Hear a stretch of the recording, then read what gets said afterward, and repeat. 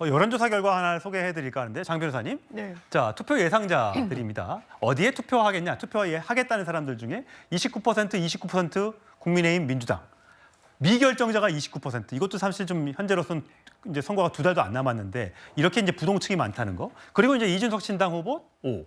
이낙연 신당 후보 2. 뭐 이제 둘이 합쳐졌으니까 이걸 산술적으로 7로 계산할 수 있을지는 모르겠습니다만 이렇게 이제 미결정자가 많다 보니까 이 제3지대에서는 저거 가지고 오면 우리가 어느 정도 일정 부분 역할을 할 수 있을 것이다라고 얘기를 하고 있어요. 합당하기로 한 그 개혁신당 같은 경우에는 무당층 그리고 이 중도층의 표심을 본인들이 견인해낼 거라고 생각합니다.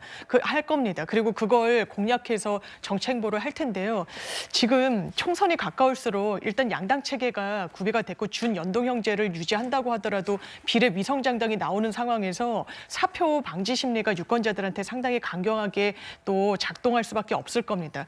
이 부분이 또 하나의 난관으로 작용할 것 같고요. 또 하나는 지금 펼쳐지고 있는 양상들입니다.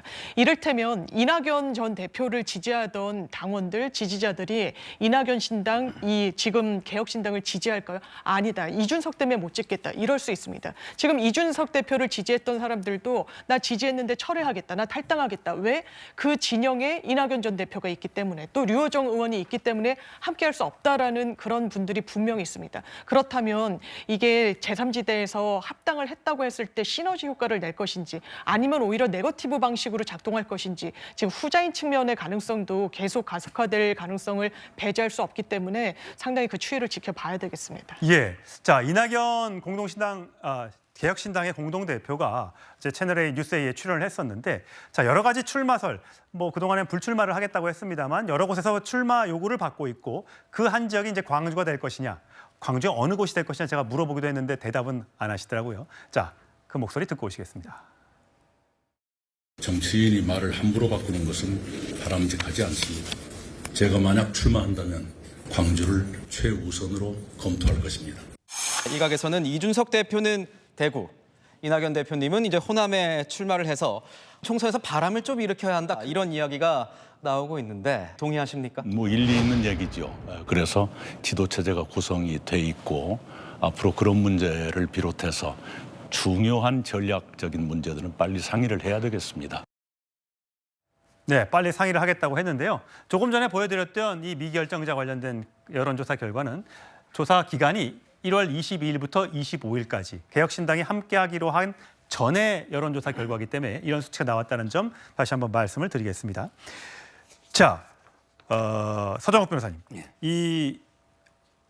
어저께 이준석 대표가 그런 얘기를 하더라고요. 이낙연 대표가 지도자성, 리더십을 회복해야 된다라고 얘기를 했어요. 그래서 제가 어제 이낙연 대표에게도 그걸 물어봤는데 허허 웃고 마시던데 그러니까 이준석 대표는 어떻게든 이렇게 누가 들어보면 기분 나쁠 소리를 가끔씩 합니다. 물론 지지자들 중에서는 저런 소리 또 왜 못해? 라고 지지하는 분들도 있겠지만 리더십, 지도자성을 그걸 높여야 된다. 그럼 반대로 말하면 그게 없다는 건가요?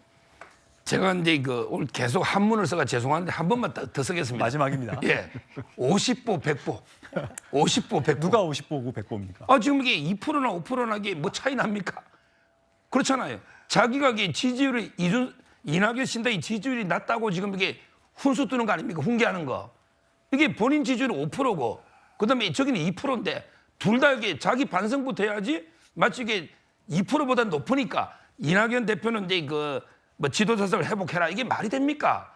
얼마 전에요 이낙연 대표 보고 이제 개항을에 출마라고 또 권유까지 했잖아요. 예. 이게 말이 본인부터 대구 나갈지 서울 나갈지 세종시 갈지 본인부터 이게 결정해야 되는 거 아닙니까?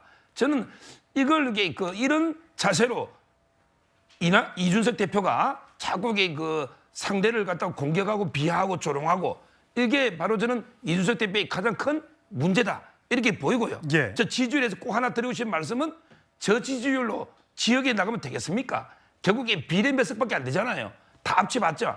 따라서 저는 아마 이 지역은 상당히 어렵고 비례 수는 경쟁이 치열할 거로 보입니다.